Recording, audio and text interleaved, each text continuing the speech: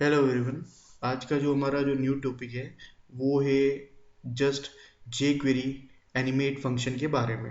तो ये जो वीडियो ट्यूटोरियल है वो अपन डिस्कस कर रहे हैं jQuery एनिमेट मेथड के बारे में।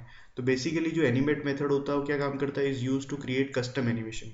जब भी आपको कस्टम एनिमेशन क्रिएट करना होता है तो उसके लिए अपन क्या यूज़ करते हैं, jQuery का कौन सा एनिमेट मेथड यूज़ करते हैं।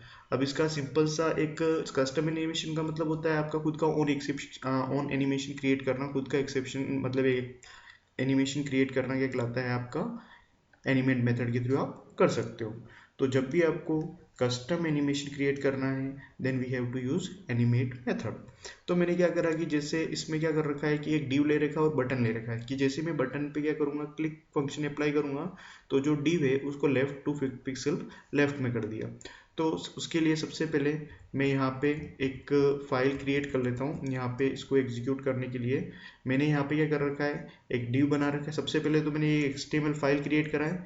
इस HTML फाइल के अंदर मैंने एक स्क्रिप्ट डाल दिया, स्क्रिप्ट को इंक्लूड कर दिया, स्क्रिप्ट src jQuery.js। अब इसके अंदर मैंने एक डिव बना रखा है, उस डिव का जो विड्थ है वो 200 पिक्सल, हाइट ये दे रखा है और एक बटन बना रखा है। बटन का आईडी मैंने क्या दिया है, BTN।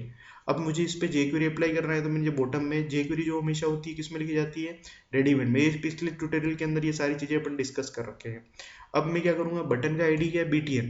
तो जैसे ही मैंने क्या करा, उस बटन पे क्लिक किया तो क्लिक करने के बाद मुझे डिव को एनिमेट करना है तो एनिमेट फंक्शन लगाया और उसको लेफ्ट क्या कर दिया, 250 पिक्सल। तो वो जो डिव है वो लेफ्ट में कितना हो जाएगा, 250 पिक्सल क्या हो जाएगा, वो लेफ्ट के अंदर एडजस्ट हो जाएगा। ठीक है, तो लेफ्ट के अंदर जैसे ही 250 पिक्सल क्या होगा, वो एडजस्ट हो जाएगा। तो आपने को क्या करना है कि जैसे ही वो इसको एग्जीक्यूट कर लेते हैं सपोज यहाँ पे, ठीक है, यहाँ पे मैंने इसको एग्जीक्यूट कर लिया।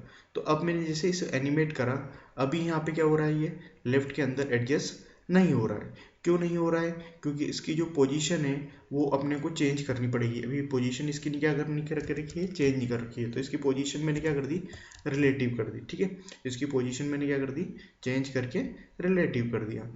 अब मुझे रिलेटिव कर दिया है तो जैसे ही रिलेटिव जैसे ही करूँगा और जैसे ही यहाँ पे मैं एनिमेट फंक्शन पे क्लिक करूँगा तो ये देखो इसकी पोजीशन क्या हो गई, चेंज हो गई। लेफ्ट से 250 पिक्सल मैंने क्या कर दी, चेंज कर दिया। अब इसके ऊपर आप एनिमेट फंक्शन के थ्रू आप मल्टीपल प्रॉपर्टीज अप्लाई कर सकते हो। जैसे मुझे क्या करना है कि विड्थ भी बढ़ाना है, जैसे मैंने यहाँ पे इसके अंदर एक से ज़्यादा प्रॉपर्टी अप्लाई करना है। मैंने एक तो लेफ्ट दे दिया 250 पिक्सल, फिर कोमा लगाया। मेरे को हाइट बढ़ाना है तो हाइट भी मैंने क्या दे दिया, 300 पिक्सल। 300 पिक्सल मैंने हाइट दे दिया। इसकी ओपेसिटी चेंज करनी है तो मैंने यहाँ पे लिख दिया ओपेसिटी।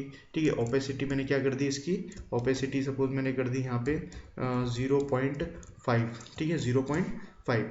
तो अब जैसे ही मैं क्या करूँगा कि इस बटन पे मैं क्लिक करूँगा तो ये तीनों प्रॉपर्टी जो मैंने अप्लाई करी है, सबसे पहले तो एनिमेट, फिर हाइट और ये ओपेसिटी, ये तीनों प्रॉपर्टी क्या होगी आपकी, चेंज होगी। मतलब आप जितने भी CSS के एट्रीब्यूट हैं वो सारे आप क्या कर सकते हो, इस एनिमेट फंक्शन पे अप्लाई कर सकते हो। लेकिन जो भी CSS की प्रॉपर्टी लिखोगे वो कैमल केस में होगी। जैसे आप मार्जिन लेफ्ट लिखते हो या मार्जिन राइट लिखते हो या पेडिंग लिखते हो, जैसे मैं मार्जिन यहाँ पे लिख दिया जैसे मार्जिन लेफ्ट, तो ये L क्या होगा, कैपिटल होगा। तो ये चीज़ अपने को ध्यान में रखने वाली है। ठीक है, तो मैंने लेफ्ट चेंज कर दिया, हाइट चेंज कर दी और ओपेसिटी क्या कर दिया, चेंज कर दी। ठीक है, तो इससे हाइट और विड्थ उसकी क्या होगी, चेंज हो गई। जैसे मुझे फ़ॉन्ट साइज़ बढ़ाना है तो मैंने फ़ॉन्ट साइज़ क्या करा, जैसे मैंने इसका फ़ॉन्ट साइज़ जो कर दिया मैंने 30 PT कर दिया। जैसे सपोज यहाँ इस डिव के अंदर लिखा हुआ है वेलकम टू हेडर टेक्स्ट, तो वेलकम टू लिखा हुआ है। ठीक है, वेलकम टू लिखा हुआ है। तो जैसे मैं क्या करूँगा, अभी मैंने यहाँ पे क्लिक किया, एनिमेट पे क्लिक किया तो देखो टेक्स्ट की फ़ॉन्ट साइज़ भी बढ़ गई। तो फ़ॉन्ट साइज़ के अंदर अपने मैंने कैसे लिखा, फ़ॉन्ट साइज़ 2 वर्ड है तो फर्स्ट वर्ड तो पूरा स्मॉल में, लेकिन सेकेंड वर्ड का फर्स्ट लेटर हमेशा क्या होगा, कैपिटल लेटर के अंदर होगा। तो CSS की जितनी भी प्रॉपर्टीज़ है वो आप एनिमेट फंक्शन के ऊपर क्या कर सकते हो, अप्लाई कर सकते हो। तो जब भी आपको jQuery के अंदर कस्टम एनिमेशन क्रिएट करना है then we have to use what, we have to use animate function. तो एनिमेट के थ्रू आप कस्टम एनिमेशन क्या कर सकते हो, यूज़ कर सकते हो jQuery के अंदर।